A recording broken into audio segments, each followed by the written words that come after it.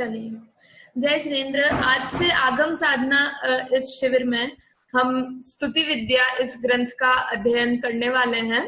सबसे पहले हम स्तुति विद्या ग्रंथ के बारे में कुछ जानते हैं। यह ग्रंथ आचार्य समंत भद्र के द्वारा रचित है। आचार्य समंत भद्र, जिनका नाम पूरे दिगंबर समाज में जितने आदर से लिया जाता है, उनके बारे में जो परिचय प्राप्त होता है, तो उस कारण से हम उनसे भली भांति परिचित तो है ही। दिगंबर संप्रदाय में आचार्य समंत भद्र का बहुत ही महत्वपूर्ण स्थान है और हम उनके कई ग्रंथों से परिचित हैं, जैसे कि रत्नकरण श्रावकाचार्य जी, युक्ति अनुशासन, उसके अलावा हम देख सकते हैं आप्तमीमांसा, और जिसको देवागम स्तोत्र के नाम से भी जाना जाता है, या फिर स्वयंभू स्तोत्र आदि। तो उसी श्रृंखला में कई ऐसे अप्राप्त ग्रंथ भी हैं जो अभी नहीं प्राप्त होते आचार्य समंत भद्र के द्वारा रचित, जैसे तत्व सिद्धि हो गया, जीव सिद्धि हो गया, तत्वानुशासन हो गया, गंधस्थी महाभाष्य हो गया। पर प्राप्त ग्रंथों में ही एक ग्रंथ है जिसका नाम है स्तुति विद्या। स्तुति विद्या बेसिकली उसमें 24 तीर्थंकरों की स्तुति आचार्य समंत भद्र ने करी है, और साथ में ही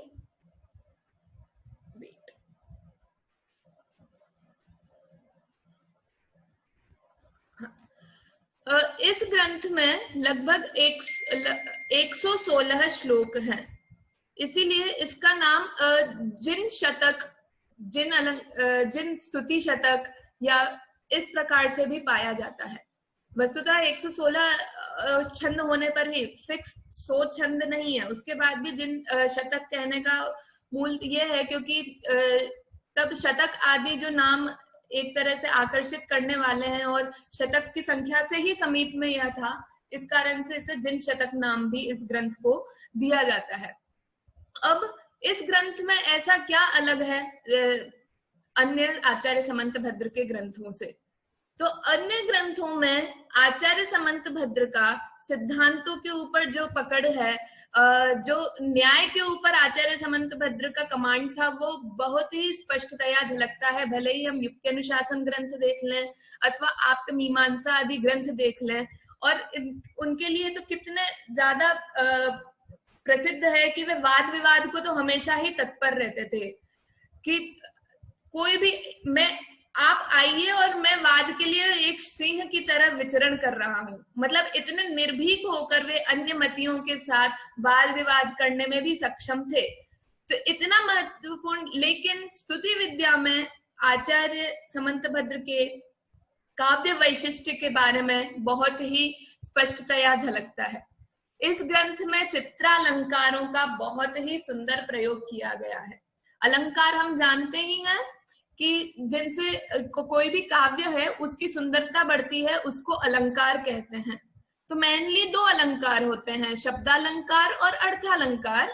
शब्दालंकार मतलब जिसमें शब्दों में बहुत ही ज्यादा वैशिष्ट्य हो, जैसे अनुप्रास हो गया, यमक हो गया, श्लेष अलंकार हो गया कि शब्द देख के ही मजा आ जाए कि वाह ये कितना अच्छा है।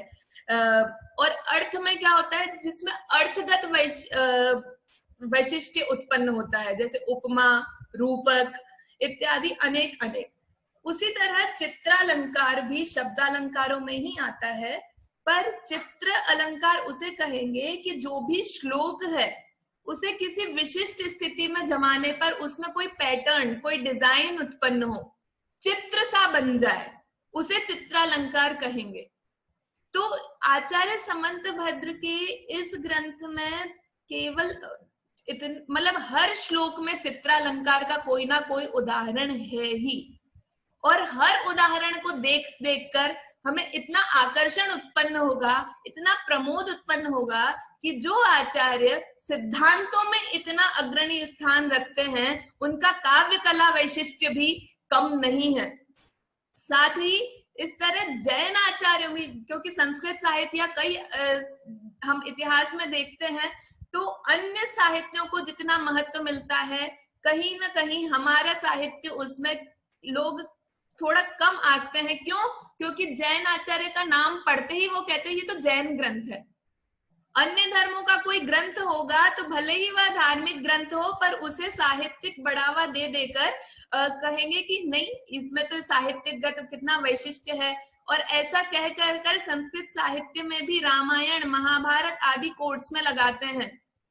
पर जब हमारे ग्रंथों में आचार्यों ने इतने अच्छे से साहित्य सृजन किया है, पर उसको थोड़ा कि नहीं ये तो जैन ग्रंथ है, ये तो धार्मिक ग्रंथ है, इस प्रकार संस्कृत साहित्य के इतिहास में उतनी तवज्जो नहीं दी जाती। तो यह ग्रंथ हम लोगों ने अभी शिविर में रखा है ताकि हम भी समझ पाए कि हमारे आचार्य साहित्य सृजन में भी कहीं कम नहीं थे और हमें उनकी और महिमा आए। जिस तरह हम लौकिक साहित्य को जितने अच्छे से पढ़ते हैं, जितना मन लगा के पढ़ते हैं, हॉबी के रूप में पढ़ते हैं, वैसे ही हमारे आचार्यों ने भी इतने अच्छे अच्छे ग्रंथ लिखे हैं। यह तो केवल एक उदाहरण मात्र है। इसी प्रकार कई आचार्यों ने कथानकों के रूप में, कविताओं के रूप में अलग अलग ग्रंथ लिखे हैं जो कि हम सभी के द्वारा अवश्य ही पढ़े जाने चाहिए। तो चलिए शुरू करते हैं। स्तुति विद्या ग्रंथ आचार्य समंतभद्र के द्वारा रचित। वस्तुतः 116 श्लोक है और 116 श्लोक होना संभव नहीं है, तो इसीलिए कुछ सेलेक्टेड श्लोक हम यहाँ पर आपके सामने रखेंगे, जिसमें मतलब कि अलग अलग प्रकार से आचार्य का काव्य कौशल दिखेगा। इस प्रकार के कुछ अभी हमने श्लोक सेलेक्ट किए हैं, वो आप सभी के सामने प्रस्तुत करते हैं। सबसे पहले मंगलाचरण स्तुति विद्या ग्रंथ का। मंगलाचरण में आदिनाथ भगवान की स्तुति करी है। श्रीमज्जिन पदाभ्यासम प्रतिपद्याग सामजये कामस्थान प्रदानेशम स्तुति विद्याम प्रसादये। यह सभी छंदों के नाम है, मतलब ये जो छंद कहलाता है, यह छंद कहलाता है अनुष्टुप छंद। अनुष्टुप छंद के बारे में लगभग यहाँ पे सभी जानते ही हैं, क्योंकि सबसे ज्यादा प्रयोग में आने वाला यह छंद है। इसमें 32 अक्षर होते हैं, हर पाद में 8-8 अक्षर होते हैं। तो जैसे आप देख सकते हैं, श्री म जी न प दा भ्या शम, ये 8 अक्षर। फिर प्रतिपद्याग साम जय में 8 अक्षर, कामस्थान प्रदानेशम में 8 अक्षर और स्तुति विद्याम प्रसादये में 8। संस्कृत का काव्य लिखना कितना कठिन हो सकता है, क्योंकि संस्कृत बाकी भाषाओं की कविताओं जैसे लीनियंट नहीं है, उतनी आपको स्वतंत्रता नहीं देती है। अगर आपको काव्य लिखना है और किसी छंद में लिखना है तो आपको उसके पूरे क्या बोलते हैं, रूल्स को फॉलो करना पड़ेगा। मतलब 8 अक्षर ही चाहिए हैं एक पाद में। 8 अक्षर में भी 5वां अक्षर छोटा ही होना चाहिए, 6वां अक्षर बड़ी मात्रा का ही होना चाहिए। इस प्रकार का इसमें बहुत ही ज्यादा नियम कानून होते हैं और ऐसे काव्यों को लिखना बहुत ही कठिन हो जाता है। और आचार्य समंतभद्र के हम हर श्लोक में जब चित्रालंकार पढ़ेंगे तो ऐसा लगेगा कि जैसे उनके तो कहीं बाएं हाथ का ही खेल था। तो यह सबसे पहला पद्य है मंगलाचरण के रूप में, और इसमें मुरज बंध, इसका नाम है मुरज बंध। कैसे देखते हैं, मुरज बंध में क्या होता है कि अगर हम पहली लाइन का पहला अक्षर और दूसरी लाइन का दूसरा अक्षर, फिर पहली लाइन का तीसरा अक्षर, फिर दूसरी लाइन का चौथा अक्षर, फिर पहली लाइन का 5वां अक्षर, फिर दूसरी लाइन का 6वां अक्षर, ऐसे एक अक्षर लें तो पहली लाइन वापस बन जाती है। और अगर दूसरी लाइन का पहला अक्षर और फिर पहली लाइन का दूसरा अक्षर इस प्रकार से पुनः करें तो दूसरी लाइन बन जाती है। मतलब कि एक लाइन, 2 लाइन, 2 पंक्तियों में श्लोक तो है ही, पर इस प्रकार से करने पर भी वह श्लोक पुनः समुपस्थित हो जाता है। जैसे देखते हैं, ये मैंने लिख रखे हैं पहली लाइन और दूसरी लाइन के अक्षर, तो इन्हें देखते हैं। श्री म जी न प दा भ्याशम, श्रीमज्जिन पदाभ्यासम, एंड वो ही पहली लाइन है, श्रीमज्जिन पदाभ्यासम। प्रति प द्या ग साम ज ये, प्रतिपद्याग साम जये। और अब दूसरी लाइन देखते हैं, का म स्थान प्रदानेशम, कामस्थान प्रदानेशम, स्तुति विद्याम प्रसादये, स्तुति विद्याम प्रसादये। तो इस प्रकार यह श्लोक बन जाता है। और जो हम ये डिजाइन देखें, सॉरी, यह डिजाइन एक तरह से जो ढोलक हम बजाते हैं ना, तो उसकी जो वो रस्सियां होती हैं वो इस शेप की होती है, और ढोलक को संस्कृत में मुरज कहते हैं। इसीलिए इस छंद का नाम मुरज बंधः इस नाम से रखा कि ढोलक के बंध के समान जहां पर आकृति हो जाती है उसे मुरज बंध कहते हैं। तो यह एक तरह से हमने देखा कि किस प्रकार से श्लोक में ही चित्र बन गया। इसी कारण से इन सभी को चित्रालंकार कहते हैं, कि जहां पर लिपि के माध्यम से भी अनेक चित्रों का निर्माण होता है, तो उसे चित्रालंकार इस प्रकार से कहने में आता है। चलिए अब इसका अर्थ हम देखते हैं। श्रीमज्जिन पदाभ्यासम प्रतिपद्याग सामजये, कामस्थान प्रदानेशम, स्तुति विद्याम प्रसादये। हर शब्द का पहले हम एक साथ अर्थ देखते हैं।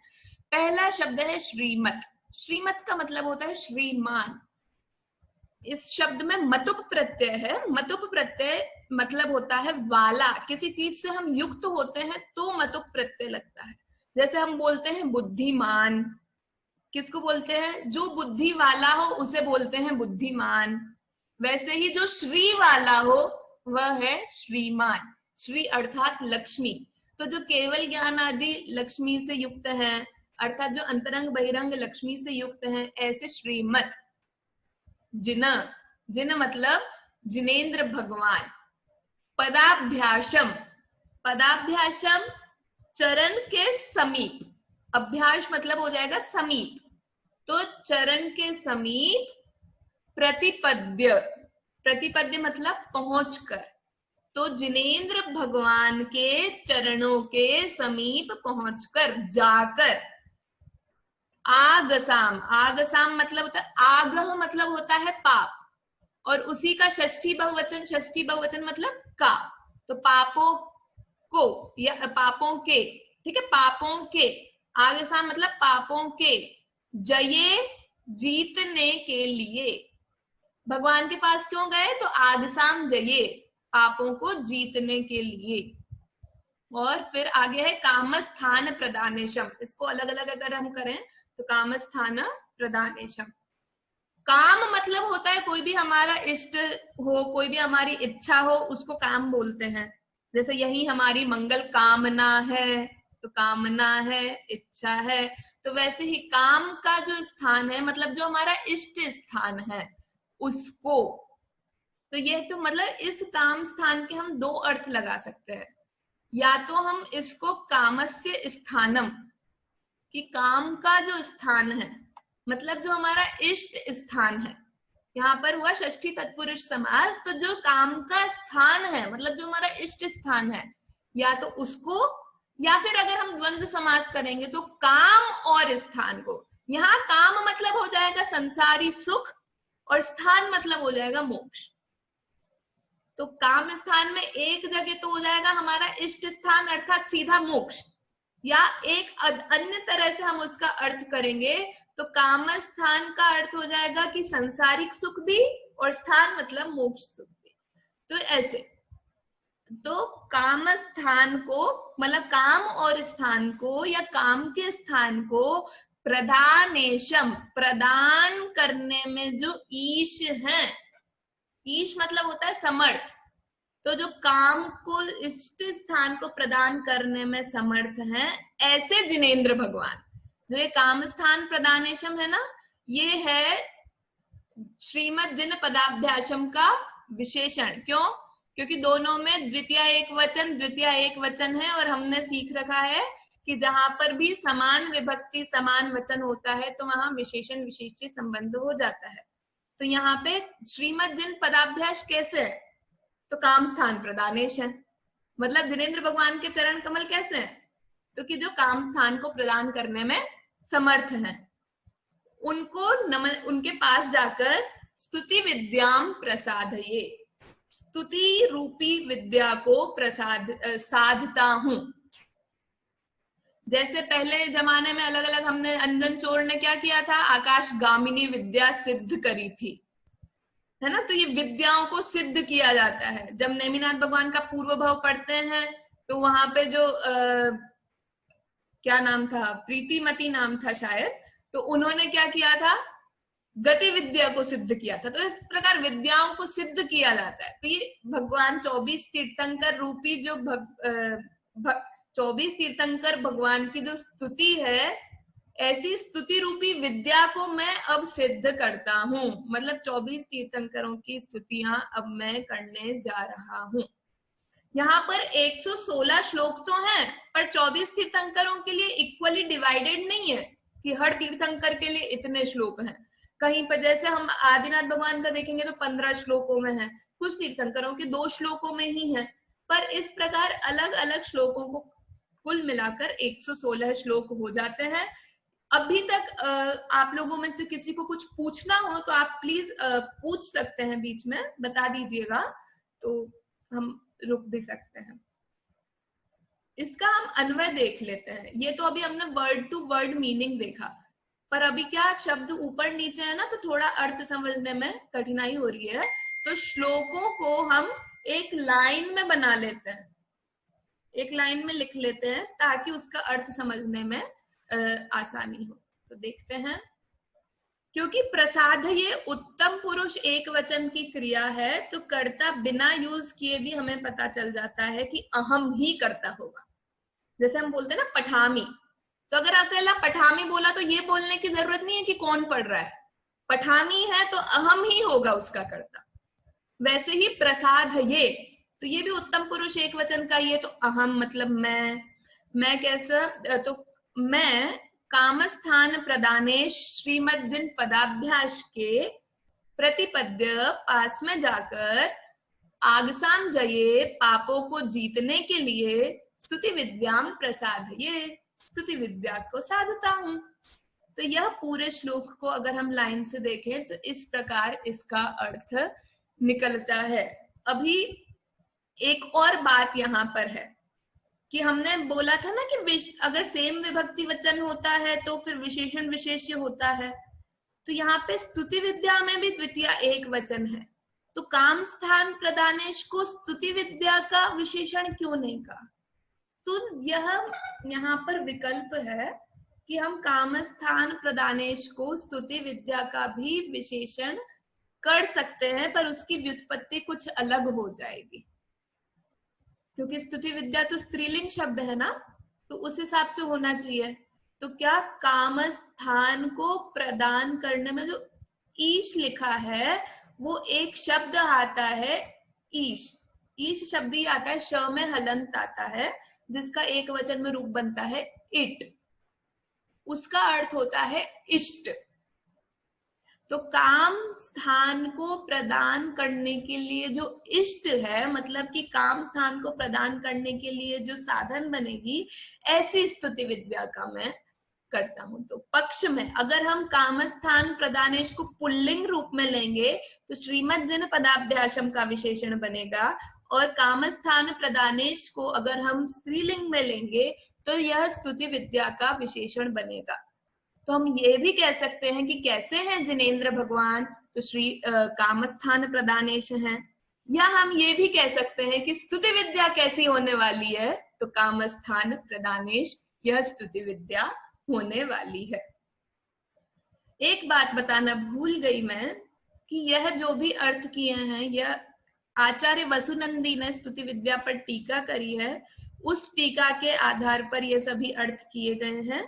और जो हिंदी अर्थ है वह पंडित पन्नालाल जी साहित्याचार्य ने उसका अनुवाद किया है, उस पर आधारित यह हमने इसका अर्थ किया है, लिखा है, जो कि आपको पीडीएफ ग्रुप में भेजी है, उसमें ये दोनों ही उपलब्ध है, आप वहां से देख सकते हैं। तो पुनः देखते हैं अर्थ हिंदी में, काम स्थान को प्रदान करने में समर्थ। कोई बता पाएगा श्लोक में किस शब्द का अर्थ है ये काम स्थान को प्रदान करने में समर्थ। हाथ खड़े करे तो मैं पूछूं, श्लोक आपके पास है और 1 मिनट कैसे देखते हैं यहां से? अच्छा, हाँ तो बताइए कौन है? प्रांजल का नाम है, प्रांजल बताइए। कामस्थान प्रदानेशम। हाँ, बहुत बढ़िया। कामस्थान प्रदानेशम अर्थात काम स्थान को प्रदान करने में समर्थ। अच्छा, केवल ज्ञानादि लक्ष्मी से संपन्न, इसका बताएं।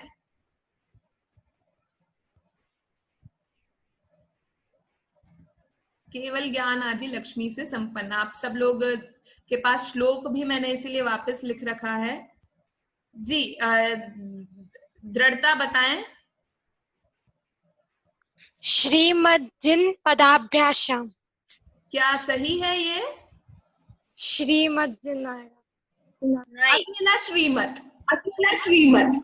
हाँ श्रीमत श्रीमत। हाँ, क्योंकि लक्ष्मी है ना, श्री मतलब लक्ष्मी और मत वाला, केवल ज्ञान आदि लक्ष्मी से संपन्न। मैं ताली बजा दी, रेस भी कर दिया, हाँ सब कुछ। अगला, जिनेंद्र देव के पद सामीप्य को प्राप्त करके, तो जिनेंद्र देव के पद सामीप्य, इसका कौन बताएंगे? आप हैंड रेज करें तो मैं हाँ, वीरेंद्र अंकल जी यहाँ पे दिख रहे हैं मुझे जी, बताइए आप। 1 मिनट, आप अनम्यूट कर लीजिए एक बार।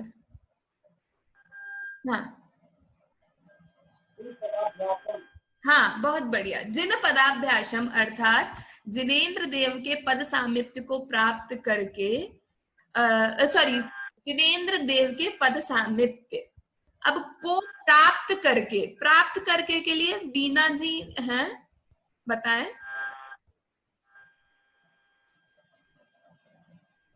एक मिनट, मैं देखती हूँ, शायद आप म्यूट पर हैं।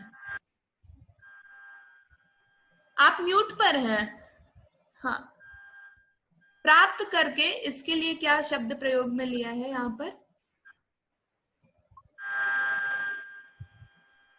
प्रसाद है।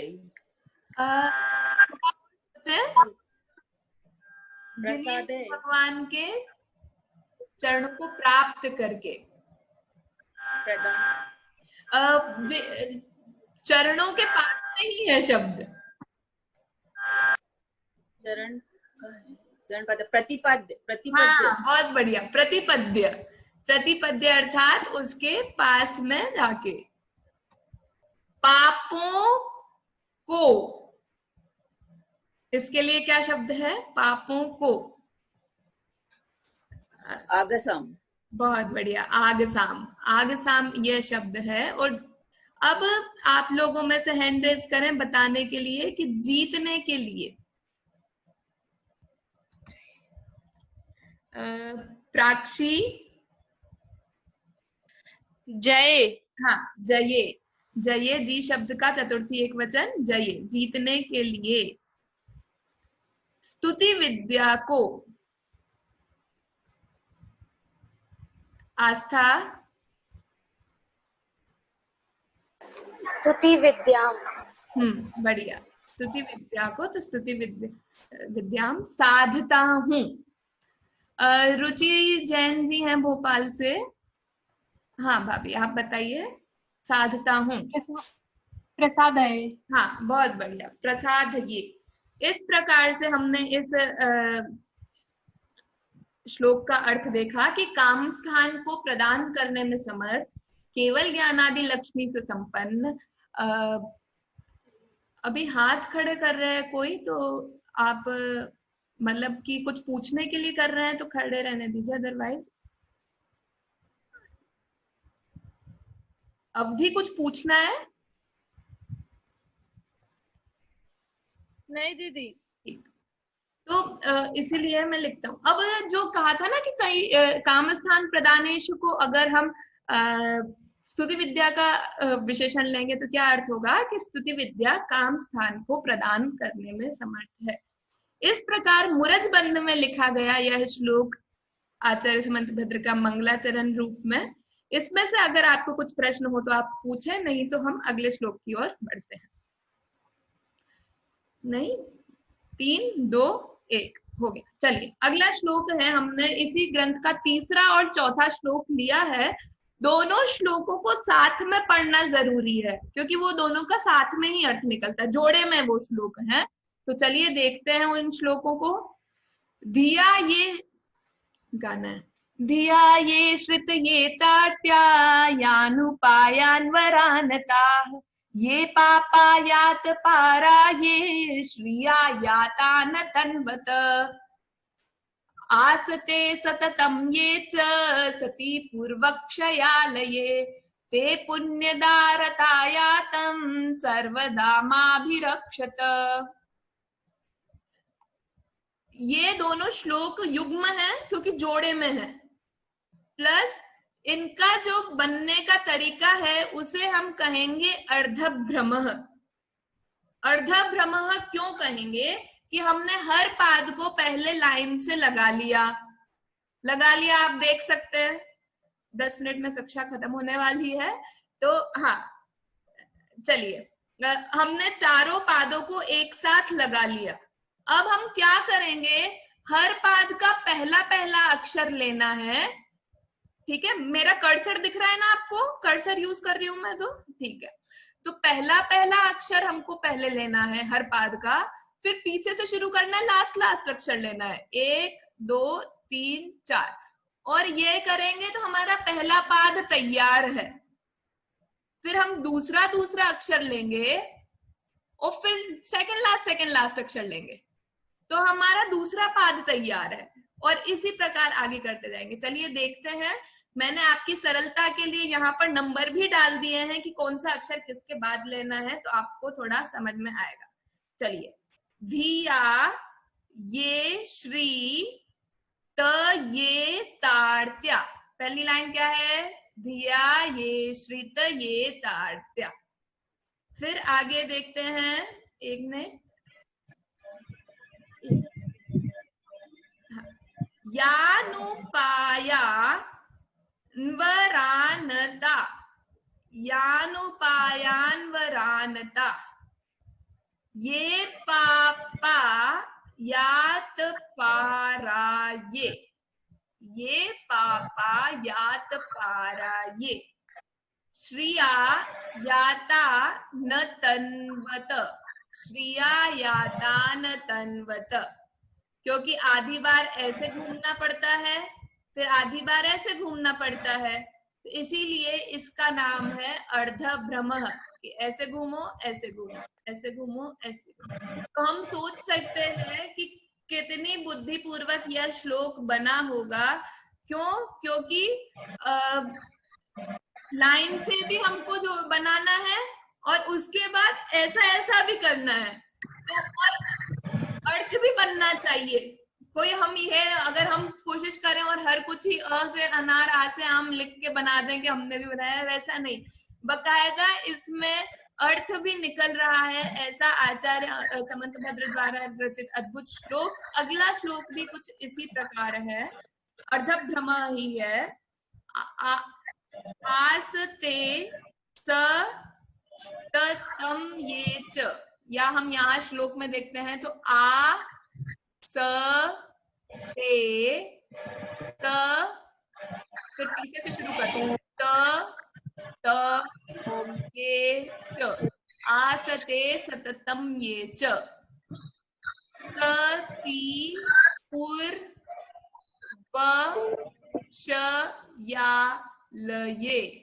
सती पूर्वक्षयालये, ते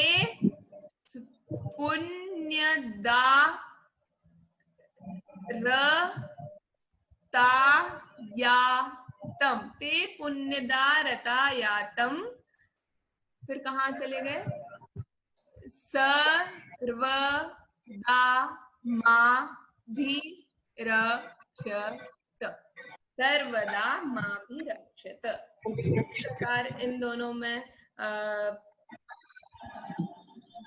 आदिनाथ भगवान की स्तुति करी है, और अर्धभ्रमः यह इस चित्र अलंकार का नाम है। चलिए अर्थ देखते हैं, थोड़ा समय लगेगा क्योंकि कई सारे शब्द हैं, तो एक बार हम देखते हैं कि जिनेंद्र भगवान की स्तुति यहाँ पर किस प्रकार की है।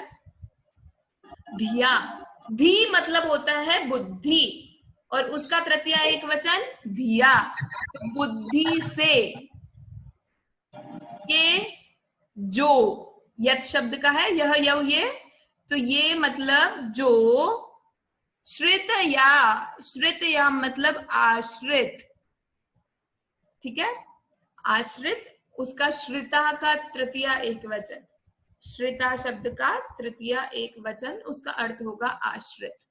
फिर शब्द है इतार्थ्या, इतार्थ्या को हम अगर अलग अलग करेंगे तो बनेगा इता और अर्थ्या, मतलब कि यहाँ पर बहुब्रीहि समास है, पर अभी हमने यहाँ पर शब्दों को अलग अलग करने। इता मतलब हो गया चली गई है, अर्थी मतलब होती है पीड़ा।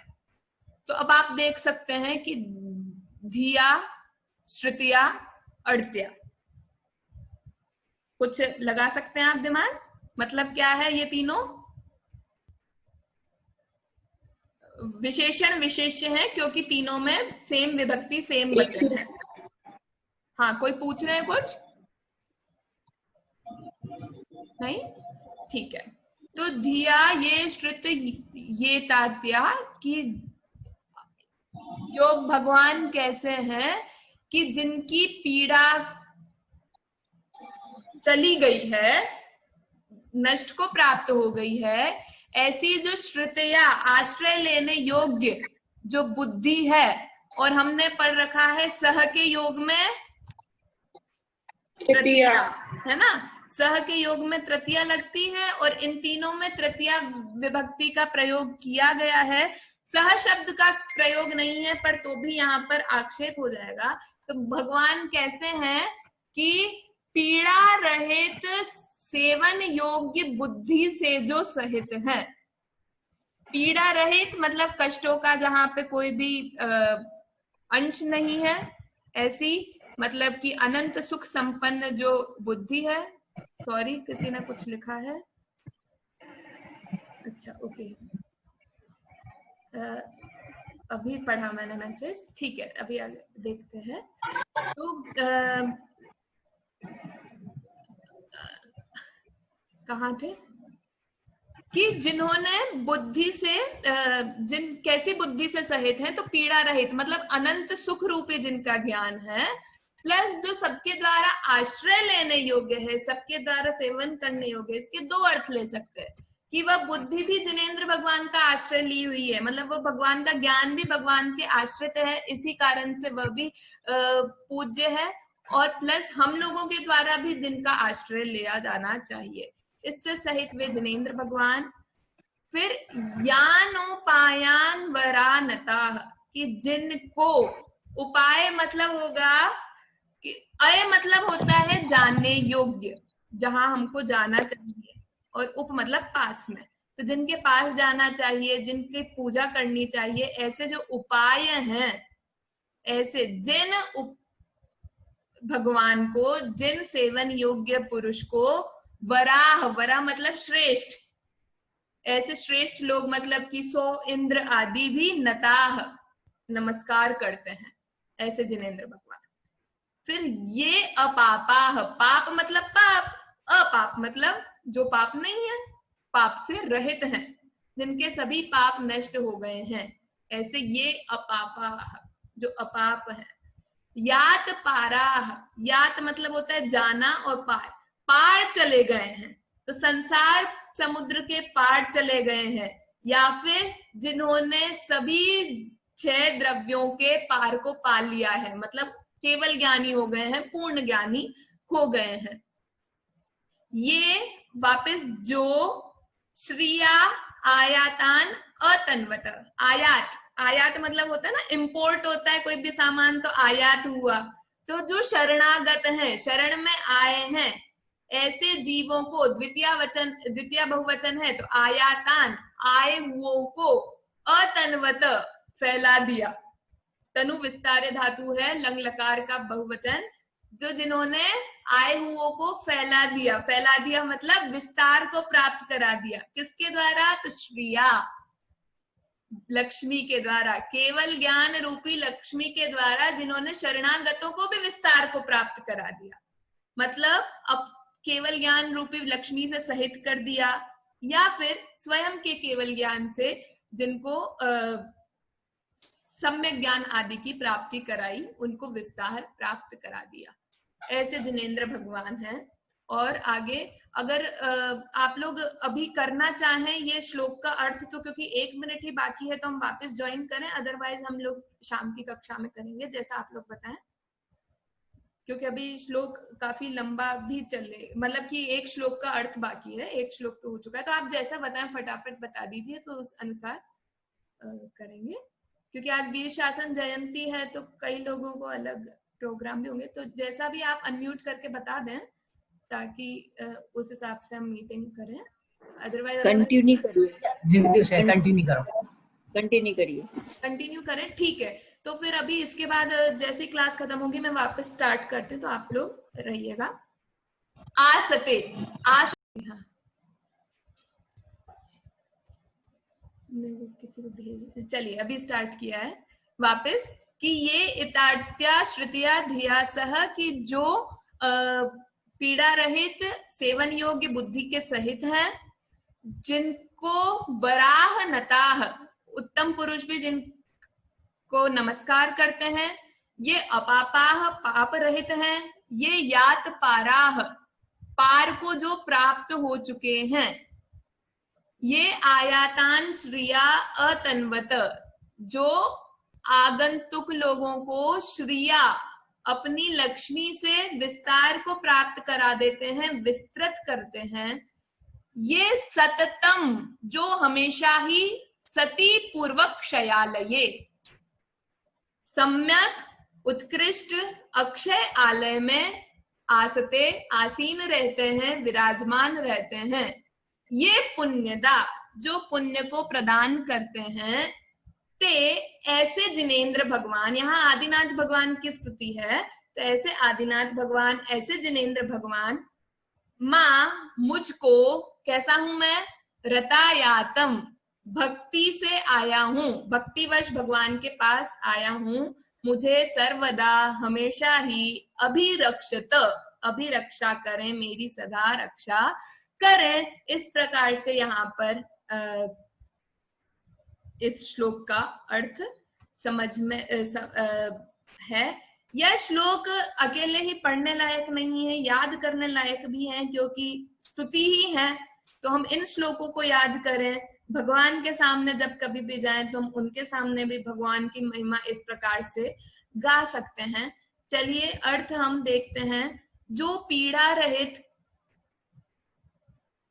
हाँ मुझे पूछना भी है ना, जो पीड़ा रहित अर्थात कर्मों के अनंत क्षय से उपलब्ध, हाँ बताएं, एक मिनट, कौन बताएगा इसका, इस श्लोक में क्या शब्द दिया हुआ है? जो पीड़ा रहित कर्मों के अनंत क्षय से उपलब्ध, हाँ प्रांजल बताएं। इतार्त्या, इतार्त्या चली गई है, आरती जी की, बहुत बढ़िया। और बुद्धि से सॉरी कहाँ है, बुद्धि से सहित हैं, बुद्धि से, हाँ सुरभि, धिया, हाँ धिया, यहाँ पे सब में तृतीया एक वचन है, श्रुतया, आश्रित, बुद्धि से सहित हैं। फिर जिन सेवनीय को, जिन सेवनीय को, महिमा, श्रितया, नहीं नहीं अभी अगला आ गया ना, वो धिया वाला तो हो गया। प्रियंका, नहीं श्रितया, श्रितया, उपायान, हाँ जिन, जिन का भी बताइए, जिन का भी बताइए, जिन, ये, जिन सेवनीय, ये हाँ ये उपाय, यान उपायान, सॉरी यान उपायान, जिन सेवनीय, यान उपायान द्वितीय बहुवचन, द्वितीय बहुवचन। जिन सेवनीय को इंद्रादि श्रेष्ठ पुरुष नमस्कार करते हैं। मयूरी। वरानताः। हाँ, वराह नताह, बहुत बढ़िया। खुशबू जरा फोन में हाथ खड़ा करो तो हम देख पाएंगे। हाँ, वराह नता, बहुत बढ़िया। जो पाप रहित है, फोन में मतलब रेज हैंड करो, वो ही बोल रही हूं मैं, ऐसे सबकी वीडियो नहीं आती ना तो दिख नहीं पाती। शीतल बता रहे, ये पापा। हाँ अपापा, ये अपापा है, जो पाप रहित है। फिर है संसार का पार पा चुके हैं।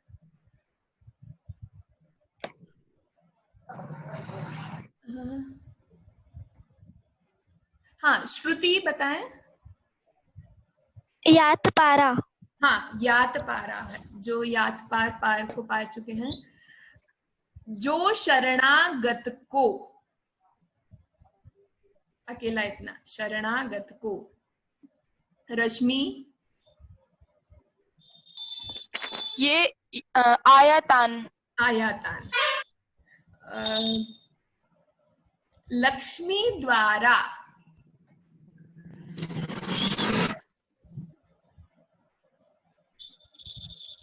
यात अपारा है इसलिए नहीं बन सकता क्योंकि या धातु का त प्रत्यय है यहाँ पे, तो यात शब्द ही है।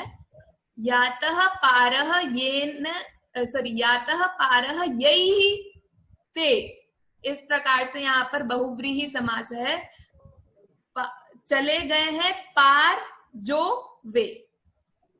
यात पारा या यात अलग और अपारा नहीं बन पाएगा। हाँ, तो हम थे कि हाँ लक्ष्मी द्वारा बता रहे हैं। मयूरी बताइए फटाफट। श्रिया। श्रिया, बहुत बढ़िया।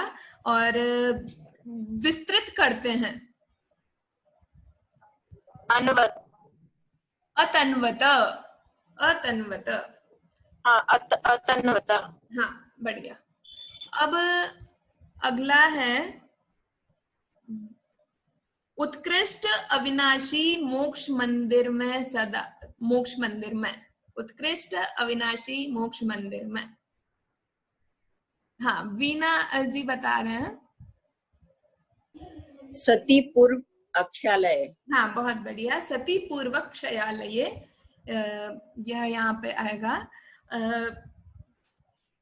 कहाँ है? निवास, सदा निवास करते हैं, सदा निवास करते हैं।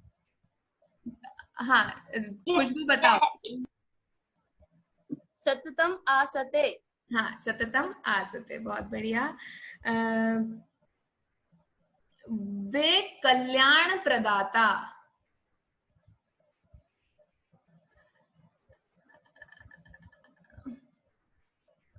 हाँ, दीपिका।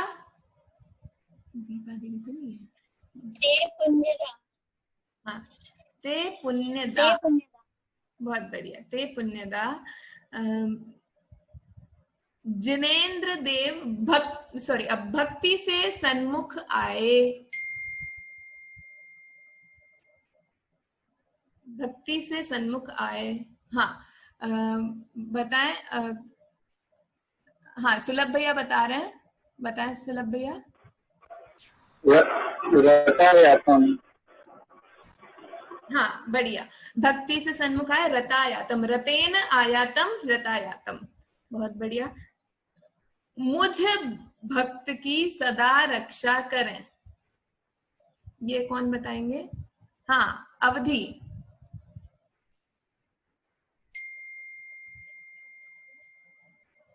अवधि बोलो, म्यूट पर हो।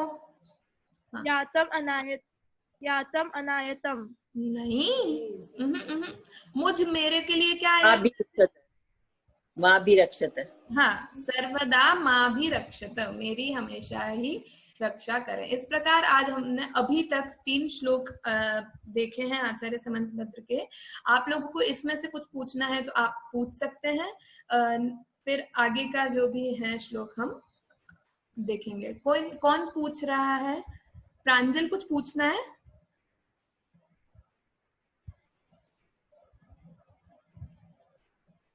कोई पूछ रहे हैं तो बताएं, अदरवाइज। मुझे एक प्रश्न है। हाँ भैया। मुझे एक प्रश्न, इस सती पूर्वक आलय में इसका अर्थ मोक्ष कैसे निकलता है? अच्छा, अक्षय आलय है ना भैया, अक्षय मतलब कभी क्षय होने वाला नहीं, ऐसा स्थान। तो सादी अनंत तो स्थान एक ही है। हाँ जी, कि सती तो उसका एक तरह से विशेषण है और पुरु भी उसका विशेषण ही है कि उत्कृष्ट। अक्षय आलय है यह मोक्ष के लिए विशेष रूप से। चलिए अभी के लिए इतना ही करते हैं। कई बड़े लोग भी यहाँ पर हैं गुरुजन, तो अगर कहीं पे भी मुझसे कुछ गलती होती है तो आप लोग कृपया मुझे अपनी गलती से अवगत कराएं। अभी की कक्षा हम यही समाप्त करते हैं। 1 मिनट, किसी का मैसेज आया है। पाठ भी कराएं, पर अभी मुझे आज उतना था नहीं, मैं बीच में करवा नहीं पाई। तो अब और काफी अभी 40 मिनट से ज्यादा हमने समय भी ले लिया है, तो मे भी आज शाम से हम साथ के साथ पाठ भी कराते जाएंगे, जिससे कि हमें उच्चारण आदि संबंधी और याद भी हो जाएगा साथ के साथ। तो चलिए, आप सभी को सादर जय जिनेन्द्र। जय जिनेन्द्र दीदी। जय जिनेन्द्र दीदी। जय जिनेन्द्र। जय जिनेन्द्र दीदी।